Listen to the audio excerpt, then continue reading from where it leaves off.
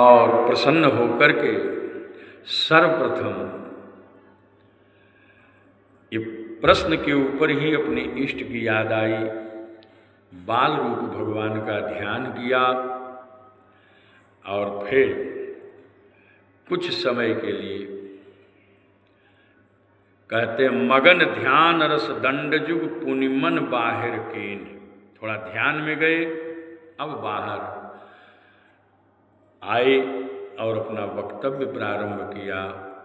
गोस्वामी जी कहते हैं झूठे हो सत्य जाहि बीनु जाने, झूठे हो सत्य नु जाने, जिमी भुजंग बिनु रजु पहचाने, जिमी भुजंग बिनु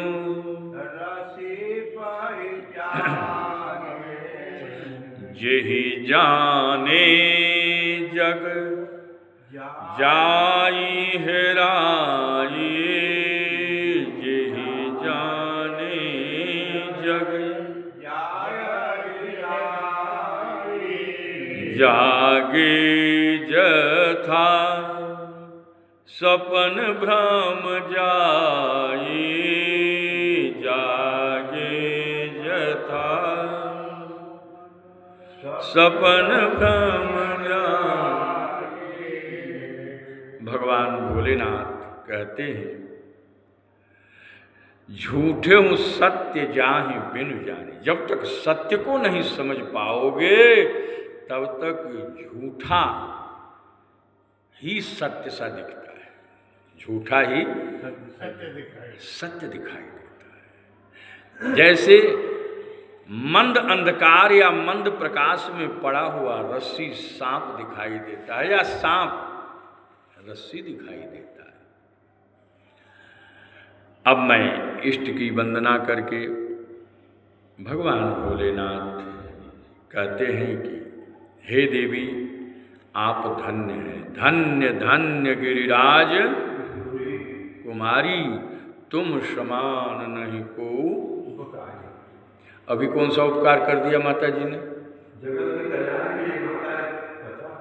हाँ, सबसे बड़ा उपकार का कार्य है कोई पारमार्थिक प्रश्न कर ले, भगवान को जानने का प्रश्न कर ले और उसके ऊपर जब चर्चा चलेगी तो वहाँ जो लोग उपस्थित हैं उनका भी कल्याण हो जाएगा और साथ साथ वक्ता श्रोता तो होंगे और बार बार जब जब ये कथा कहीं कही जाएगी तो जितने जीव इसको सुनेंगे उनके न जाने जीवन के कितने अनसुलझे प्रश्नों का उत्तर मिल जाएगा और उसका जीवन धन्य हो जाएगा।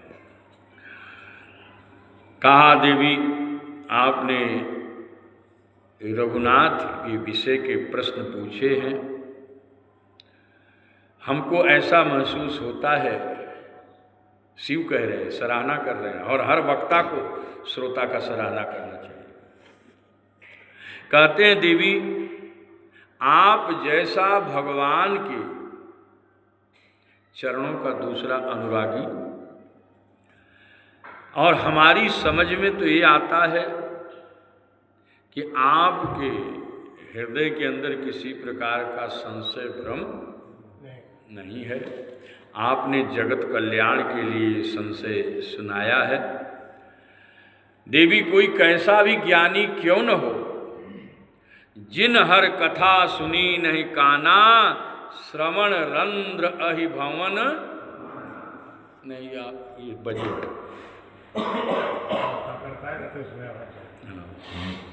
छोटका वाला लगा, प्रेम से बोलिए आनंद कंद भगवान की। जिन्होंने मनुष्य शरीर पाकर के भगवान ने कान दिया और उस कान से भगवान का कथा नहीं सुना, भगवान शिव कह रहे हैं कि वो कान नहीं बल्कि सांप का बिल है, विषधर का रहने का स्थान है। जिन आँखों से हरि दर्शन नहीं किया वो आँख नहीं मोर का पाँख है, और जिसके हृदय में हरि की भक्ति नहीं आई वो जीव देखा जाए तो चल रहा है, श्वास ले रहा है, लेकिन वास्तव में 100 समान ते प्राणी, जीवत 100 समान ते, जीते जीव मुर्दा के समान है। अब मैं आपको भगवत विषय कथा सुनाता हूँ, और राम कथा को उन्होंने कई प्रकार की उपमा दिया। राम कथा को कामधेनु कहा, जैसे कामधेनु आपकी सारी इच्छाएं पूरी करती है। ये राम कथा एक ऐसा चीज़ है जो कामधेनु के समान है। आपके जीवन में, आपके मन में किसी भी प्रकार की मनोकामना है, ये कथा पूरी कर देगी। राम कथा को हाथ की ताली बजाया, जैसे सिर के ऊपर अगर वृक्ष की छाया में आप बैठे हैं, कोई ऐसा पक्षी आके बैठ जाए तो आप ताली से उड़ा देते हैं, और जब ताली बजाते हैं तो पक्षी उड़ जाता है ना। तो ये राम कथा ऐसी ताली है जो हमारे मन में संशय रूपी पक्षी बैठे हैं।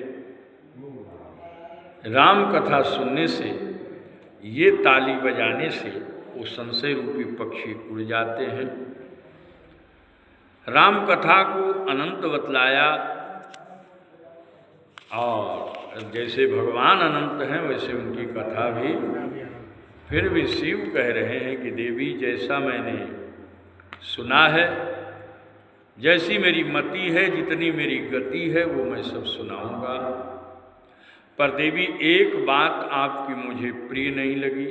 थोड़ा सा मोह के कारण देवी ने कह दिया कि दशरथ वाला राम और निर्गुण ब्रह्म राम ये सब अलग अलग हैं। ऐसा वही व्यक्ति कहता है जिसने जीवन में कभी सत्संग नहीं किया, जिन्होंने कभी संत सभा में जाके अपने आप को नहीं बैठाया। कहीं सुनहि अस अधम नर, ग्रसेज मोह पिशाच, पाखंडी हरिपद विमुख, जानहि झूठन। सत्य क्या है और असत्य क्या है, जिसके पास इसका विवेक नहीं है, उनका संपूर्ण जीवन देखने में तो लगता है कि ये साधु हैं, लेकिन वास्तव में साधु नहीं बल्कि पाखंडी है। क्या है? हाँ, जो नासमझ हैं, जिनकी आँखों पर माया का पर्दा पड़ा हुआ है, अभागे लोग हैं। यहाँ तक का काई विषय मुकुर मन लागी, अज्ञ अकोविद अंध अभागी। ऐसे अभागे लोग ही जो संसार के विषयों में लिपटे हुए लंपट हैं, कपटी हैं, और उनके अंदर विशेष कुटिलता है। जिन्होंने सपने में भी संत समागम नहीं किया है, जगने की बात छोड़ो, सपने में भी साधु सभा में जाके बैठे। मुकुर मलिन अरु नयन विहीना, मुकुर मलिन अरु नयन विहीना, मुकुर मलिन अरु नयन,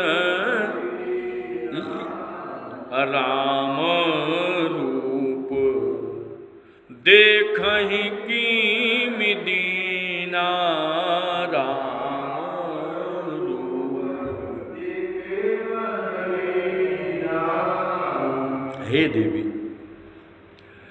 जिसका मन मलिन है, संसार की विषय वासनाओं में ही डूबा हुआ है, वो लोग भगवान को कैसे देख सकते हैं? न उनके पास निर्गुण ब्रह्म का विवेक है न सगुण ब्रह्म का। जिनके अगुण न सगुण विवेका, जल्पहि कल्पित वचन अनेका। वो बोलते नहीं हैं, जलपते हैं, अनेक प्रकार की जल्पना करते रहते हैं। नासमझी के कारण कुछ का कुछ बोलते रहते हैं, कल्पना मन में करते हैं, जो मन में आया वही बकते रहते हैं। बातुल भूत विवश मतवारे, ये नहीं बोलहि वचन संहारे। कभी संभल करके बोलेंगे। नारायण इस तरीके से समझा के फिर कहते हैं, देवी आप शांत मन से बैठ करके सुन रही हैं तो मैं आपको एक बात कह दूं, सगुण ही अगुण ही नहीं कछु भेदा, सगुण अगुण ही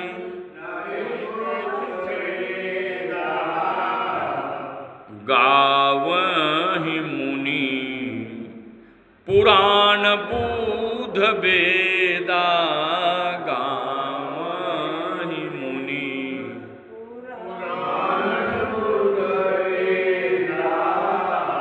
देवी निर्गुण में और सगुण में किसी भी प्रकार का कोई भेद नहीं, और ये हम नहीं कह रहे हैं। गावहि मुनि पुराण बुध वेदा, जो मननशील महात्मा है, वेद पुराण भी यही कहता है। बुद्ध पुरुष जितने भी संसार में पहले हुए हैं, आज हैं और जितने होंगे, सब ये लोग एक ही बात कहते हैं, जो सगुण है वही निर्गुण है। वो निर्गुण रहता है। किस तरीके से सगुण और निर्गुण का भेद समझाया कि जलहिम उपल बिलग नहीं, जैसे बादल, भाप और कोहरा तत्वतः जल ही है।